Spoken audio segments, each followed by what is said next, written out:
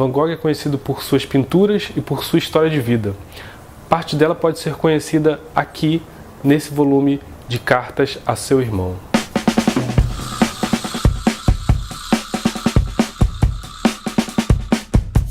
Van Gogh nasceu em 30 de março de 1853.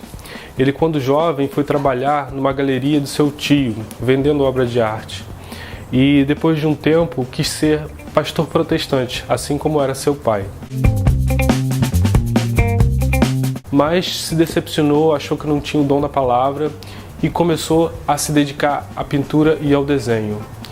A partir daí, em 1873, ele começa uma constante relação de correspondências com seu irmão Theo. O Van Gogh ficou conhecido como uma figura excêntrica, louca, por sua história de vida, por ter cortado a orelha, por ter brigado com Gauguin, por ter vendido apenas um quadro em toda a sua vida, por ter se suicidado. Existem historiadores que acham que não, mas toda essa mítica faz com que a gente veja o Van Gogh como se ele não tivesse controle sobre a sua pintura, como se ele fosse um gênio criador, em que as coisas apareciam na frente dele, né? Ele pintava sem uma resposta consciente. E a gente vê o contrário nas cartas para Theo. É claro que esse imaginário de um pintor louco, autodestrutivo, tinha alguma base, mas ele pintava nos momentos de lucidez e escrevia para o seu irmão Theo nos momentos também de extrema lucidez. Então, ele mesmo lutava contra a sua doença, que hoje a gente pode chamar como transtorno bipolar, mas na época não tinha exatamente um diagnóstico completo. Ele se internou algumas vezes para poder pintar, para poder lidar consigo mesmo. Para exemplificar quanto o Van Gogh era um sujeito passional, emotivo, eu vou ler um trecho de uma carta de 3 de abril de 1878. Ele diz o seguinte: "É bom amar tanto quanto possamos, pois nisso consiste a verdadeira força. E aquele que ama muito realiza grandes coisas e é capaz. E o que se faz por amor está bem feito. E é sensato fazer essas coisas, porque a vida é curta e o tempo passa depressa. Se nos aperfeiçoamos numa única coisa e a compreendemos bem, alcançamos além disso a compreensão e o conhecimento de muitas outras coisas."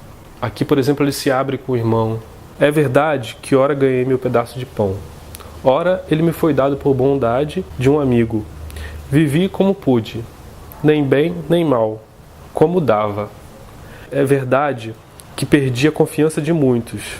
É verdade que minha situação pecuniária está num triste estado. É verdade que o futuro me é bem sombrio.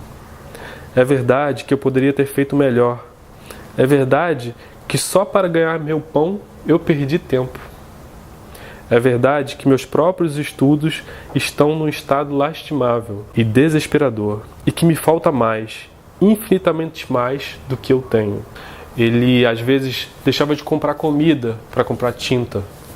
Então, já demonstra o quanto que essa passionalidade do Van Gogh transparecia não só nos quadros, mas ele vivia aquilo.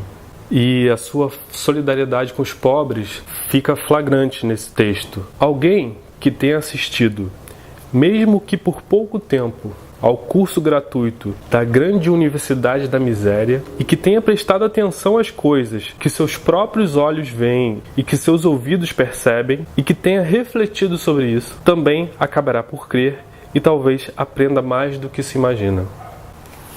E aqui ele completa: "Acaso haverá vagabundos e vagabundos que sejam diferentes? Há quem seja vagabundo por preguiça e fraqueza de caráter, pela indignidade de sua própria natureza. Você pode, se achar justo, me tomar por um deles." Além disso, há um outro vagabundo, o vagabundo que é bom apesar de si, que intimamente é atormentado por um grande desejo de ação, que nada faz porque está impossibilitado de fazê-lo, porque está como que preso por alguma coisa, porque não tem o que lhe é necessário para ser produtivo, porque a fatalidade das circunstâncias o reduz a esse ponto. Você pode, se achar justo, me tomar por um destes. E aí ele explica para o irmão algumas pinturas, manda alguns desenhos, alguns rascunhos para o irmão ter ideia de o que ele estava fazendo. E aqui ele comenta sobre um quadro famoso dele, que é Os Comedores de Batata. Apliquei-me conscientemente em dar a ideia de que essas pessoas que, sob o candeeiro, comem suas batatas com as mãos que levam ao prato, também lavraram a terra. E que meu quadro exalta, portanto, o trabalho manual e o alimento que eles próprios ganharam tão honestamente. E a pintura da vida dos camponeses é coisa séria. E no que me diz respeito, eu me censuraria se não tentasse fazer quadros de tal forma que provoquem sérias reflexões nas pessoas que pensam seriamente na arte e na vida. E aqui nesse trecho ele fala sobre um famoso quadro seu, que ficou conhecido como Quarto de Van Gogh. Enfim, envio-lhe um pequeno esboço, para ao menos dar-lhe uma ideia da feição que o trabalho está tomando. Dessa vez, trata-se simplesmente do meu quarto. Só que aqui, a cor é que tem que fazer a coisa, emprestando através de sua simplificação o estilo maior às coisas. Sugerir o descanso ou o sono em geral. Enfim, a visão do quadro deve descansar a cabeça, ou melhor, a imaginação. Van Gogh também ficou conhecido por ter muitas desilusões amorosas. E, de certa forma, isso está escrito aqui numa carta de 3 de setembro de 1881. Meu caro Theo, há algo que me atormenta e que eu quero te contar. Eu queria dizer que nesse verão comecei a amar K. K é Ki Vos, a prima de Van Gogh. Mas quando eu me declarei, ela me respondeu que o seu passado e o seu futuro permaneceriam inseparáveis para ela e que jamais ela poderia corresponder aos meus sentimentos. A partir daí tem um episódio em que o Van Gogh, em 25 de dezembro de 1888, corta a orelha depois de saber que Gauguin vai partir, depois deles terem algumas desavenças. E esse episódio, claro, foi um descontrole emocional muito grande do Van Gogh. E depois ele pintou autorretratos com um pedaço da orelha cortado, né? Ele ficou muito conhecido por isso. Tem também a descrição da visão do Paul Gauguin sobre esse fato aqui nesse livro, além de uma parte cronológica falando da biografia do Van Gogh. Theo era o irmão mais novo de Van Gogh e morreu alguns meses depois da morte de Vincent. Quando ele soube da morte do irmão, ficou muito desolado, teve uma paralisia e meses depois morreu. Então, um espólio de quase 600 cartas ficaram em poder da mulher de Theo, e 200 delas estão aqui.